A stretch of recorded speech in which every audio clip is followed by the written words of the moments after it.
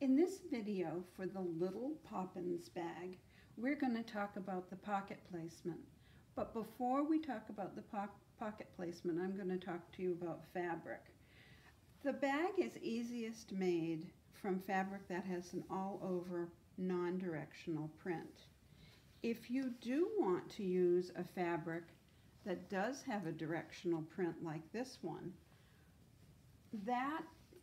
you can use the same instructions in the pattern as long as the fabric, the print runs selvage, and the selvage is right here, this is the bolt, to selvage on the other side.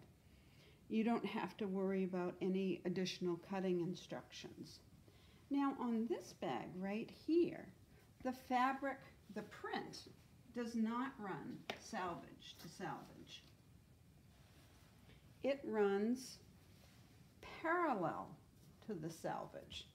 So the selvage is here and the print runs in the same direction as the selvage.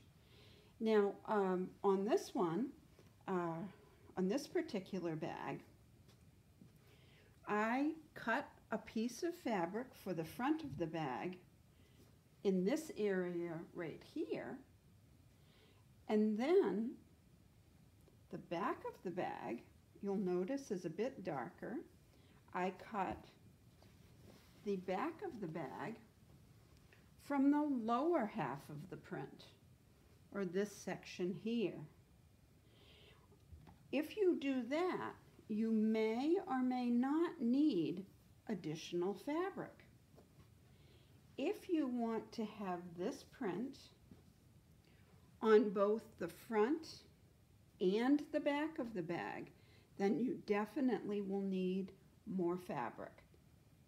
So just read the pattern instructions if you're going to use a directional print or a panel. Now we do have a bag that uses a very wide panel. This panel, that is a tractor, and it is 42 inches wide. So what we did, so it's very long, very long. So what we did was we cut the front of the tractor for the front of the bag, and then the back of the tractor was the left-hand side of the panel. There's the seat, the steering wheel, and the back wheel. So you can do either of these.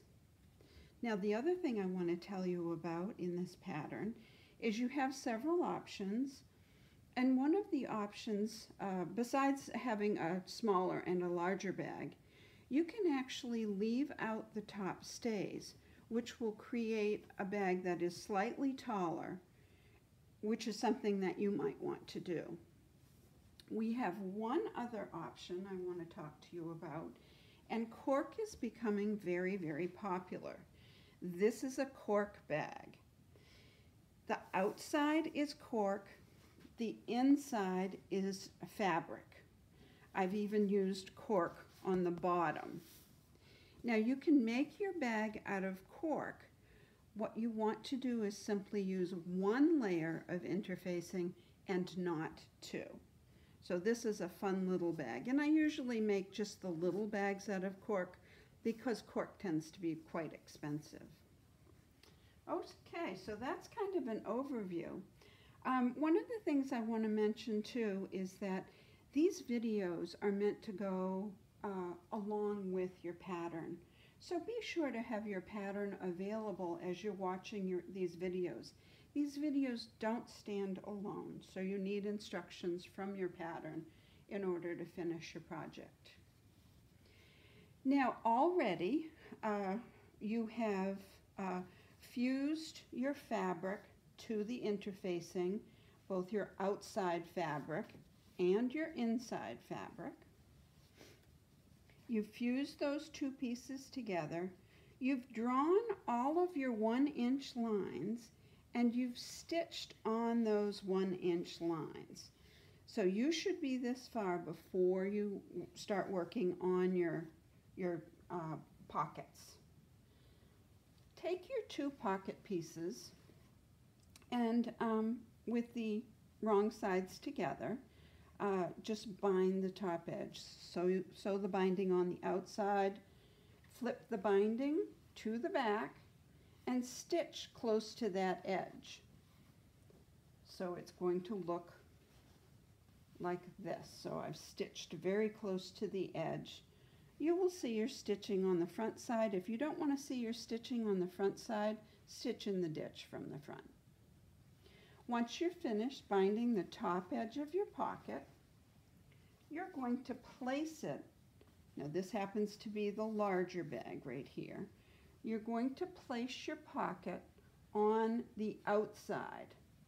The pocket will be sewn to the inside, but we just want to determine where we want our seams. So we're going to do that from the front side. So place your pocket on the outside of the bag. Now I have given you 2 suggestions for pocket placements in the pattern.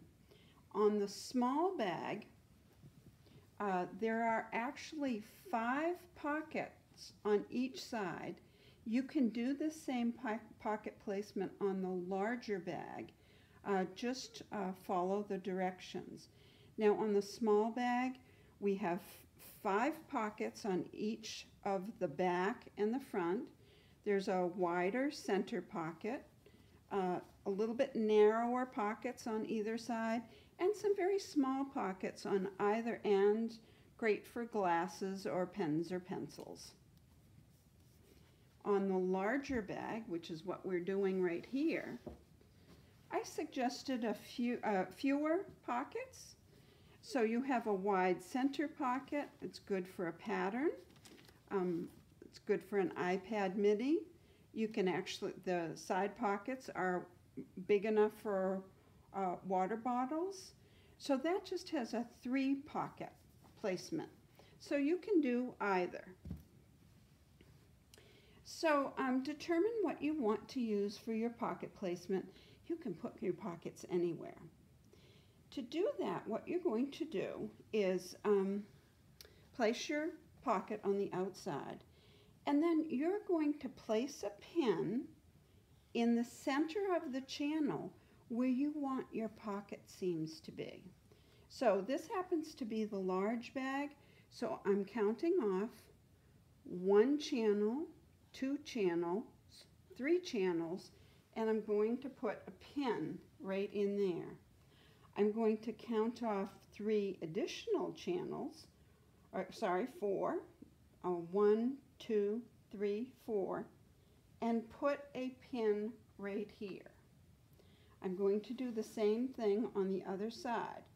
1, 2, 3, pin here, 1, 2, 3, 4, and a pin over here. Where I have placed my pin, you are not going to do any additional channel stitching in that channel until we put the pocket on the inside.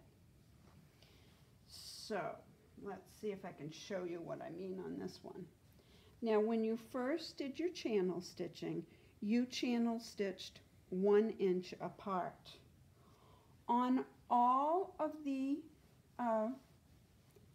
channels that are stitched 1 inch apart, except for the ones that have a pin, you want to channel stitch additionally down the center of your 1 inch channels.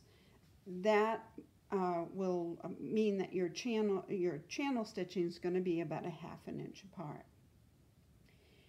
Leave these channels where you have the pins unsewn for now.